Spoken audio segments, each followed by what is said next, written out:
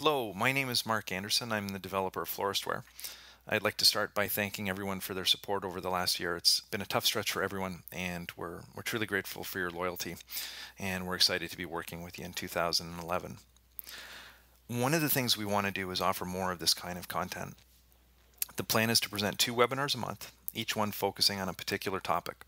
We know that you don't have much time, so we'll be keeping them very tight and specific so you can choose the ones that interest you. This first session is really important to me because I'm a big fan of the presenter and what he can do for your sales. The presenter is Tim Huckabee of FloralStrategies. I first met Tim several years ago.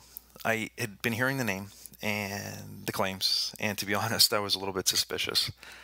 I started checking him out. I called the shops he had worked with and heard only great things. Eventually, I was able to sit on one of his training sessions, and right away, it just made sense. His system worked, and it worked better than anything I had ever seen before.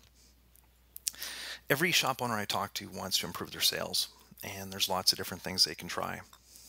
Usually the first thing we think about is advertising, buying an ad in the yellow pages or local newspaper or maybe some radio spots.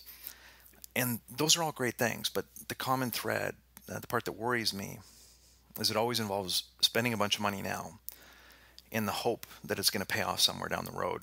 What I love about FloralStrategies is that you can start using what Tim is going to teach you immediately. Pay attention to what he says, put it into practice right away. And I'm talking about the very next time the phone rings, and I think you can be more profitable right away. I'm hoping you'll get $5, $10, even $20 extra on each order, and I say that because I've seen it happen.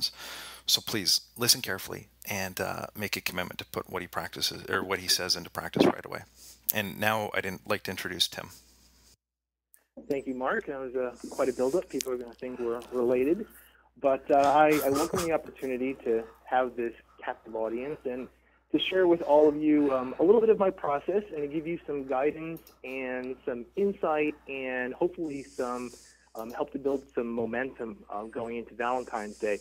I do want to throw out, I'm just getting over a cold, so if I'm coughing or sound a little snuffy, just bear with me. It's more about the message than the actual presenter or how it's presented, I like to think. So just to give you another version of my history, I've been in the flower business since Friday morning, 9 o'clock, April 23rd, 1993. I've got a pretty good memory. I just guess it comes with being a Virgo. What I did was I took a job answering the phones in a flower shop in New York. I saw an ad in the paper for a part-time job, and I thought, gosh, anyone could do that. As it turned out, it was difficult. It was challenging, but it was fun. I had a great time. As you can imagine, New York City, the customers were and are extremely difficult. And I worked there for 5 years, and I basically did everything from help people who called to place an order, people like customer service issues, customers who came in to buy flowers. I essentially did every aspect of the business except designing. If I try to design now, it just ends up being embarrassing for all of us. So I don't design. But the customer service, the sales part, I did well. Since this was going back to the early 90s, we weren't using technology at that point. I don't think FloristWare was even a thought at that point, unfortunately. But what I was doing was talking to florists every single day, because when we got orders for other parts of the country, I was calling them out. So I was talking to florists, sometimes in the same shop 1 or 2 times a day, but I was talking to many of them on a regular basis. And after a while, what I noticed was I was repeatedly being asked, how do you get such big orders? And to a degree, they kind of expected that coming from New York, where everything is more expensive. But it wasn't just the size of the orders. It was the way that orders were taken. For example, it was very common for us to send out an order that would simply require a vase filled of pink flowers or a vase filled of white flowers for $200 or $300 or $400. I mean, that's any florist's dream order to fill, and we did that all the time. What I realized was that what we were doing there was something special in the way that we were handling customers, both on the front end for sales and on the back end for customer service. So after hearing this more and more and doing a little bit of research, I came to the realization that back then, and still even now, there's absolutely no structured educational process in the floral industry for sales and customer service. Excuse me.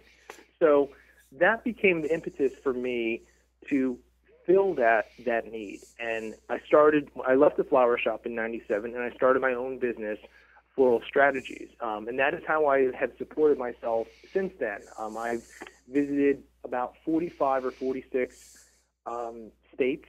I've worked my way pretty much across Canada. I've worked in the UK and Ireland, basically the English-speaking world.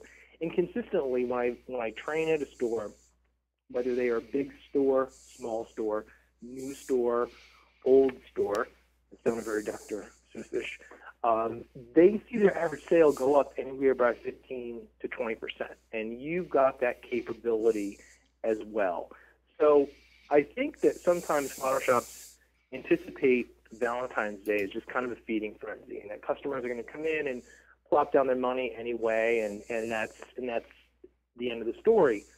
To a degree, it is, but at the same time, you can manage even Valentine's Day better, because what I want you to be able to do is to make a stronger impression on a customer. I want you to be able to help them to buy more easily at your store and to have a stronger impression so that they're going to want to come back. They're going to want to shop again.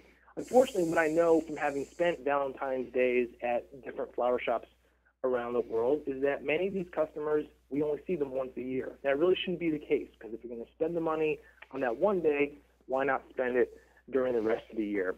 But before I get into my ideas about Valentine's Day specifically, what I want to touch on are just a couple of the core elements that I present as part of my training process. And a lot of this is just getting into your heads and making you start think differently about what you do every single day on autopilot. So sit back, relax, and just go with me, and I'm going to show you some of the tools that I use when I come to someone's